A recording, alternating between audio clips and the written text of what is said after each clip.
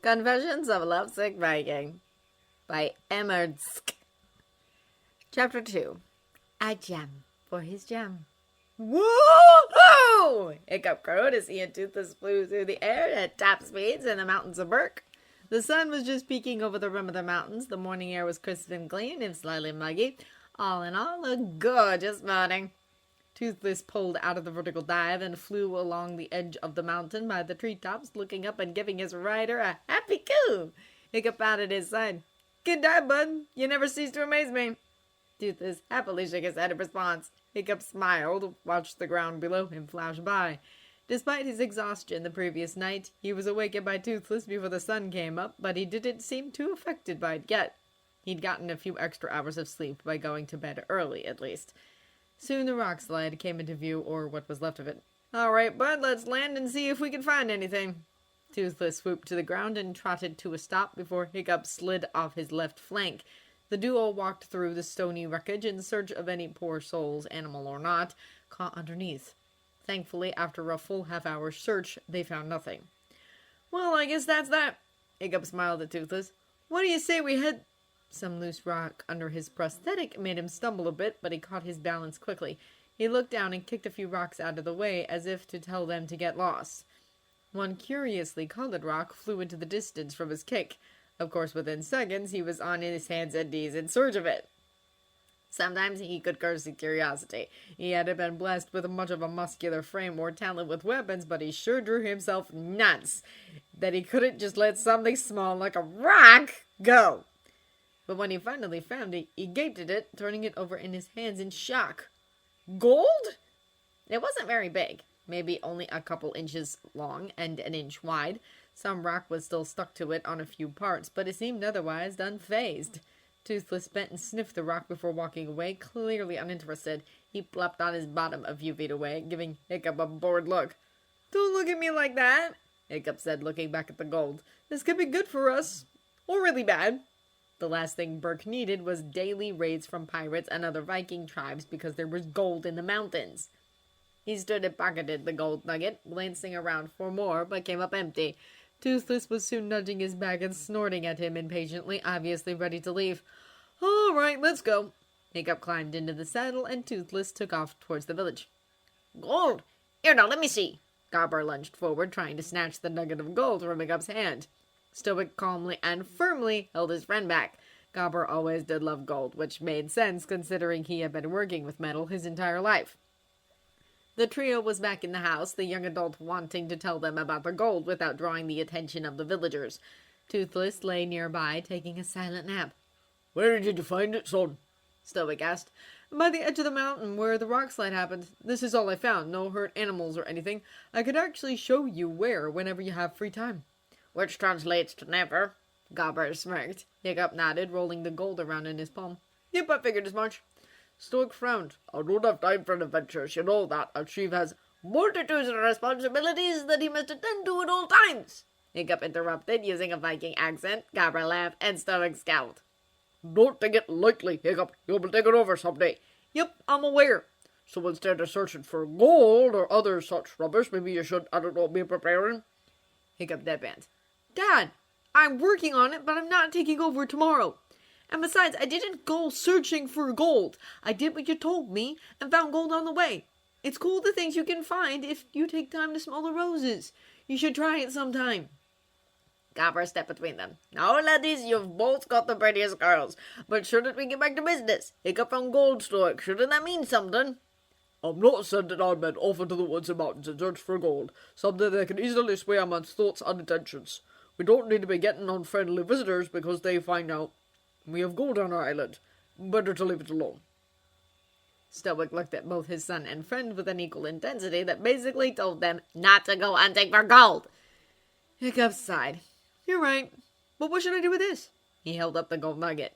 Stoic raised an eyebrow. It's a little chunk of gold, Hiccup. It can't be worth that much. Just keep it. Maybe you'll find something useful for it. If I can't sell it to Trader Johann, then what's the point? Hiccup frowned. He'd hoped to trade off the gold for something cool for Astrid or himself.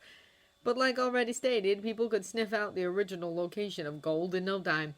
Burke didn't need war and conflict over a simple metal. Leave that to the stinking Romans. Hiccup, I'm insulted. If there's one thing I've taught you to do, it's to make stuff.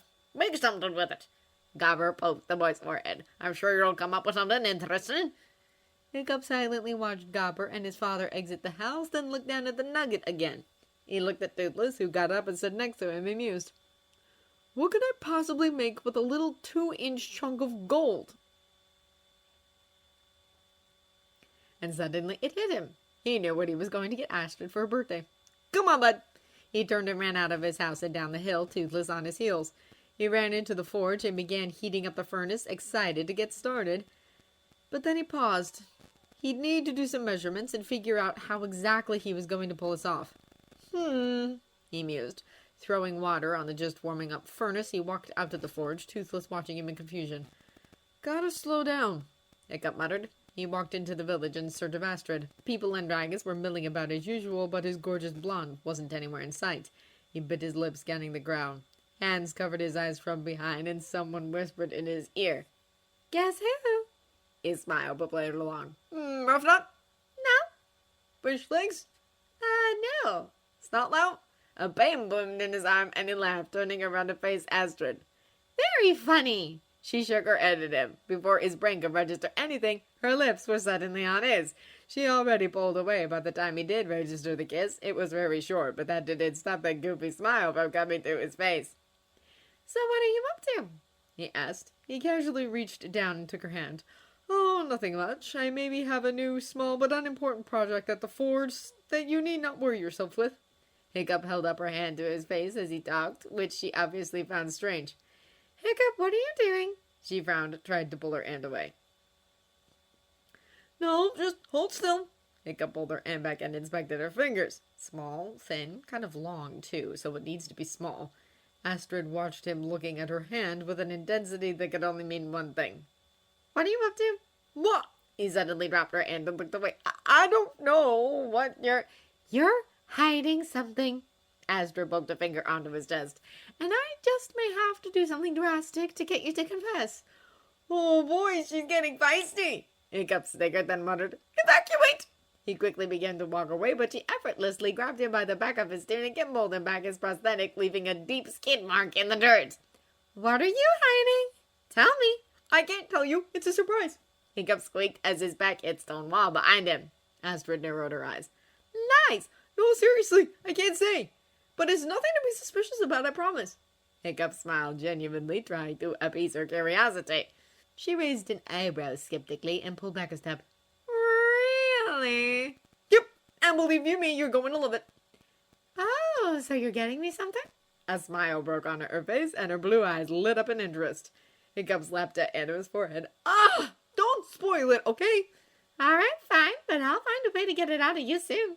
Astrid sang as she walked back into the square. See you later. Bye.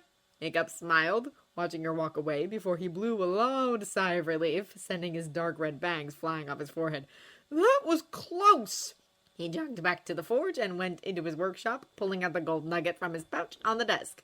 He frowned at it as he observed its surface for the 100th time. This'll be fun. The rest of the afternoon went by quickly, especially when the horns for an approaching ship reached the ears of the villagers. Already knowing who it was, they all flooded to the docks in excitement to meet Johann and see what new treasures he'd brought to them this year. Hiccup wiped the sweat from his forehead and looked down at the hardening gold. He was able to get all the offensive rock off the gold and melt it down into its finest form with no impurities.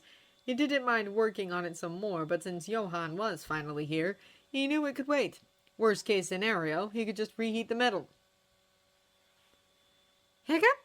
His heart jumped and he scampered around to a different table, pretending to work on other things. If Astrid saw the gold, her curiosity would spike and she'd surely ask questions. She's got an eye for the finer things in life, he thought, then added to his inner monologue. Myself included, if I say so myself. In here, Astrid, he called just before she walked in. She put her hands on her hips. What are you doing? Johann's about to dock his ship and you're in here tinkering. Hey, I like tinkering! Hiccup whined, but gave her a smile and continued trying to pull out a screw from some equipment, the best distraction he could come up with on the fly. Thank Thor, it was actually proving difficult. Astrid watched him struggle for a minute, his face fixed in concentration. She took in his entire form, the way his bangs stuck to his forehead when he sweat, his shoulder and bicep muscles flexing as he worked, or the way he held most of his weight on his right leg to compensate for his left. She smiled when she noticed he was wearing a dirtied white tunic with short sleeves. She liked it when he wore short sleeves. It was different than what he grew up wearing and showed off his form more. "Are you checking me out?" Astrid blinked out of her train of thought to see him facing her, leaning against the work table, arms crossed with an amused smirk on his face. Usually she'd deny such an accusation, but right now she didn't feel like it. She cocked her head as if to shrug and smirked back. "So what if I am?" Hiccup laughed and looked away, shaking his head. "At least you admit it, for once." "Well, it's not like I do it on her "Oh, yes, you do." He held up a single finger in the air to stop her, his smirk growing. "Don't think I haven't noticed." She gave him a piercing look and sauntered forward, standing in front of him with her arms crossed. "Well, if you would stop being so scandalous with the bare arms of yours." "Oh, I don't think it's that." Hiccup shook his head. "I think you just can't get enough of all this." Astrid pursed her lips. "Because saying that just makes you so much more attractive." "Oh, you know it." He winked. Finally, she punched his arm. He flinched, but raised an eyebrow at her. "That's for seducing me." She took in his grin and the spark of mischief in his eyes, and then grabbed him by the front of his shirt and pulled his lips to hers. She pulled away a moment later, but barely, and whispered, "And that's for everything else." Hiccup pushed his fingertips into her hair behind her ear as he kissed her again, felt her hands brush on his chest, up his shoulders, and intertwine behind his neck. He gently pulled her closer, wishing that he could marry her right at that moment. "Oi!" Gobber's voice suddenly erupted from the doorway. Astrid flinched, but didn't pull very far away this time. They both looked over sheepishly to see Gobber glaring at them, and the young 12-year-old Gustav standing beside him, a look of disgust on his face. "How many times have I told you that my shop is not your little love bunk?" Hiccup, still holding Astrid to his chest, hummed. Don't answer that!" Gobber fumed, stomping toward them. "I bring little Gustav in here to prepare him for work at the forge, and this is what he has to walk into? Come now, Hiccup, what have you to say for yourself?" Astrid stepped away, her face tight from trying to not laugh. Hiccup, too, looked as if he were about to burst out laughing. Hiccup cleared his throat and recovered. "Gustav." He looked at the boy with a smile. "I'm going to give you a piece of advice that you should never forget. Now listen carefully." Gustav nodded, and Hiccup glanced at Gobber. "Be wise about your location of choice when kissing your girlfriend." "Why, you little—" Gobber lunged at him, but Hiccup was already out the door, unable to hold down his laughter. Astrid jumped out the top half of the door, used for handling in weapons, and ran after him down the street towards the docks. Gobber shook his head and turned back to Gustav. "Sorry about that, Loud." Gustav shrugged. "It's all right. I suppose it could be worse." Gobber thumped the boy's shoulder. "You're too gracious for your own good." "As long as they don't end up in my dad's workshop, I have no worries." Gobber chuckled at the thought of Gustav's dad catching the couple in the back of the meat shed. "Yeah, that wouldn't go over too well." "We need a new location for, that," Hiccup told Astrid as they reached the docks. "What, we need a special location only for kissing now?" Astrid asked incredulously. "Sometimes, Hiccup." "Hey, it was Gobber's idea." "Gobber's just jealous that we show more love in that forge than he does." Hiccup snorted, having no response to that. Astrid shook her head in amusement and pointed toward Johan's ship. "It took longer to get here this year. Do you think he has anything new?" "I'm sure he's got something interesting," Hiccup replied, secretly hoping Johan would have something beyond industry. "Hey, there they are, the lovely couple," Johan bellowed from his ship, noticing them. The couple waved and trotted down the dock to greet him. "Hi, Johan." Astrid hugged the man, and Hiccup shook his hand. "So, any news?" the trader asked. The couple looked at him confused. Then he added, "Are there wedding bells in the distance?" "Oh!" they both said, Astrid smiling, and Hiccup rubbing the back of his neck awkwardly. "Yeah, about that." "You are still dating, right?" Johan blurted. Many nearby Vikings looking to trade answered him, "Yes!" The couple flinched at their shouted but amused response. "Is our PDA really that bad?" Hiccup whispered to Astrid. Johan chuckled. "I didn't honestly think otherwise. Well, go on now, see what you can find." He all but pushed the blonde and redhead onto his ship without another word. Astrid went to the weapons, and Hiccup looked around at other things, but nothing really caught his eye. Peeking at Astrid to see her distracted, he hopped off the ship and poked Johann in the arm. Find something already, lad? Johann asked. Nope, not yet. Hiccup glanced at Astrid, who was still looking at stuff. I actually have a question for you. He leaned forward and murmured his plans to the older man, who nodded excitedly, but thankfully didn't shout for joy. Guess I spoke a little too soon, did eh? Hiccup smiled. I suppose you could say that. But now that you ask if there's anything interesting that can assist in your plan, I do have a little something, but it's below in the belly of my ship. Come along. Johann climbed back aboard his ship, Hiccup hot on his heels. He managed to follow Johann down the stairs without Astrid noticing. Hopefully this wouldn't take long, or she'd come looking for him. He looked around in the ship's cargo hold and whistled. Didn't know you were such a pack rat, Johann. Johann laughed, shoving aside a few wooden crates to help them move easier. Trust me, it's been worse. Johann led him to the back corner of the cargo hold and began unlocking a big wooden chest. Now, Hiccup. He paused after opening the lid. He grasped a small metal box and held it in his hands tightly, as if afraid to drop it. I've never told anyone about this, so you have to keep it a secret. You can trust me. Hiccup nodded.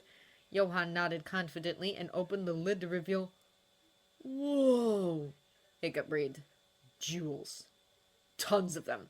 There were sapphires, rubies, emeralds, and diamonds of all shapes and sizes. Where in Thor's name... Back in my younger days, I did a lot of travelling with my father. Johann began poking his pinky finger through the jewels as he spoke. We travelled to Spain, England. He even got himself caught in Rome once. He was rich, but he saved his money. Throughout his travels, he tried to get some form of trinket from each place, but managed to get a jewel or two from some places. He kept them in here, and it was given to me when he passed on. Wow, Hiccup breathed. That's a cool story. Yes, well, Johann shrugged. These old rocks have been sitting in this box untouched for countless decades. I think it's high time they got some use. He gently held the box out to Hiccup. Hiccup gaped. What? Oh, Johann, I couldn't take all of these. I don't know what I'd do with them all. Besides, I just need something for Astrid. He tapered off. Johann smiled. I understand you don't need a whole box of diamonds, so pick one.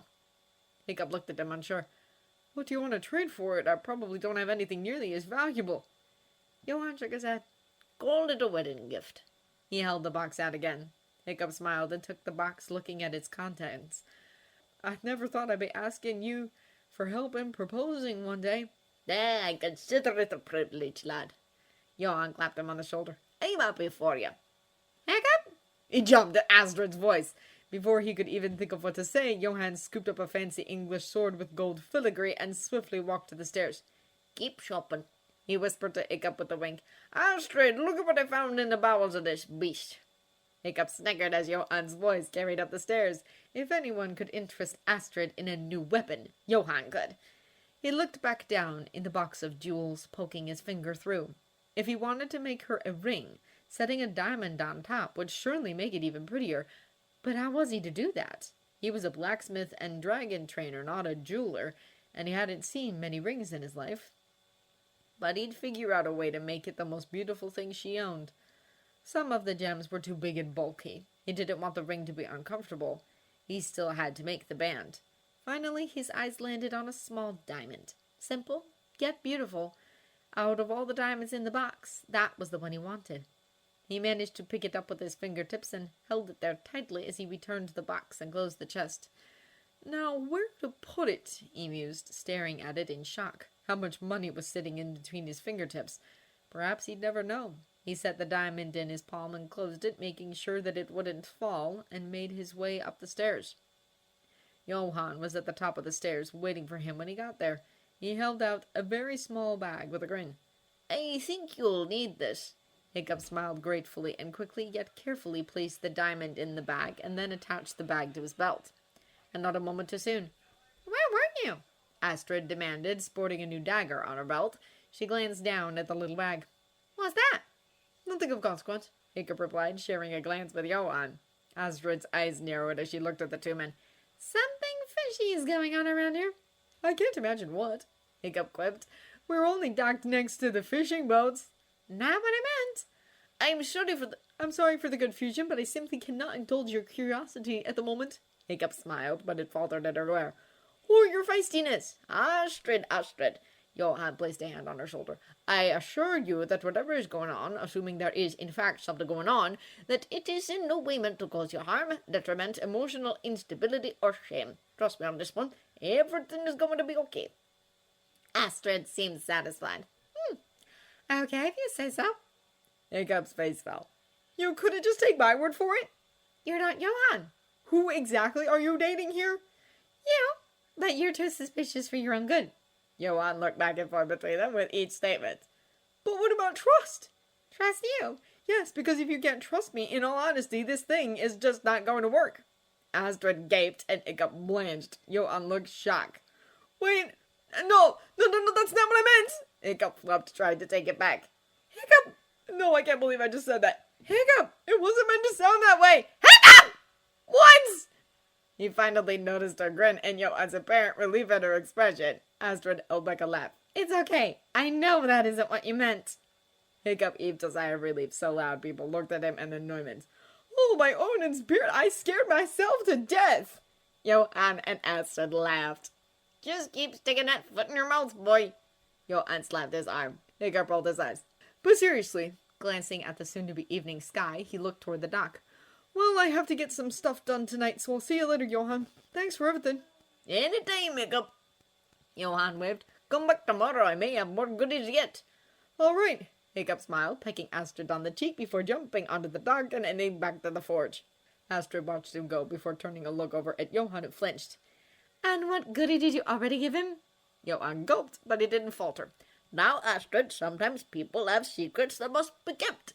My lips are sealed. But don't press the matter. Hiccup isn't doing anything suspicious. Just be patient, and you will see just what he has up his sleeve. He patted her shoulder, then made his way over to the other villagers. Astrid looked at the docks heading up to the village, just catching Hiccup disappear at the top. What could he be planning? If she knew anything, could it be something that simple?